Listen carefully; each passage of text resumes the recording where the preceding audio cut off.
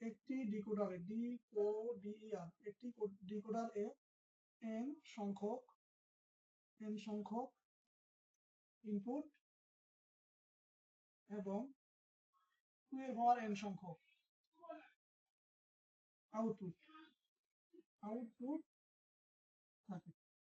ঠিক আছে, একটা এনকোডারে n সংখ্যক ইনপুট এবং 2 এর পাওয়ার n সংখ্যক আউটপুট থাকে। এটা হচ্ছে এনকোডারের ডিকোডারের সূত্র।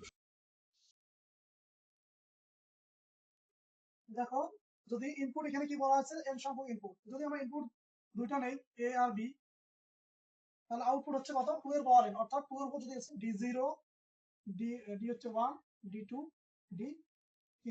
তো এখানে ইনপুট একটা, দুইটা, তিনটা, আর এটা সব হচ্ছে চারটা।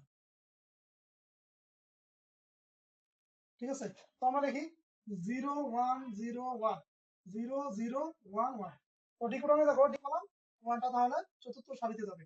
বাকি যে যে ঘরগুলো আছে এগুলোর মধ্যে 0 বসাতে হবে, সবগুলোতে 0 হবে। ঠিক আছে, সবগুলোতে 0। আচ্ছা, আমরা 0 দিলাম সবগুলোতে। এখন দেখো এখানে ডি 0 এর সমীকরণ বের করি।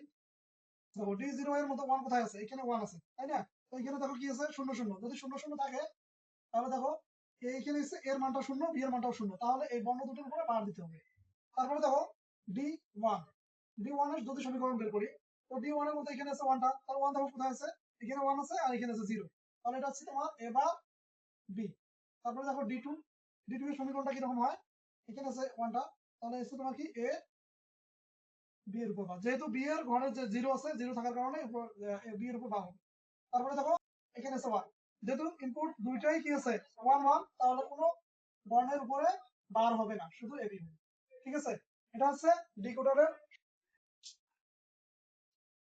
বলছে। তো ইনপুট হচ্ছে দুইটা a b, আর আউটপুট হচ্ছে চারটা, একটা দুইটা তিনটা চারটা। এটা হচ্ছে d0 d1 d2 d3।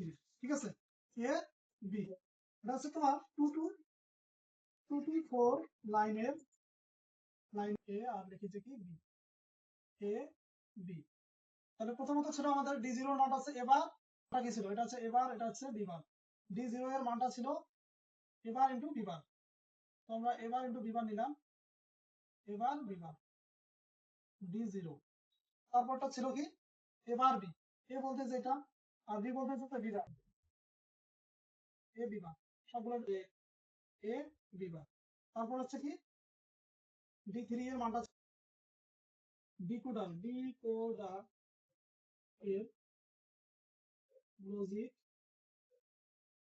Circuit. সবাই তাহলে বুঝতে পারছেন।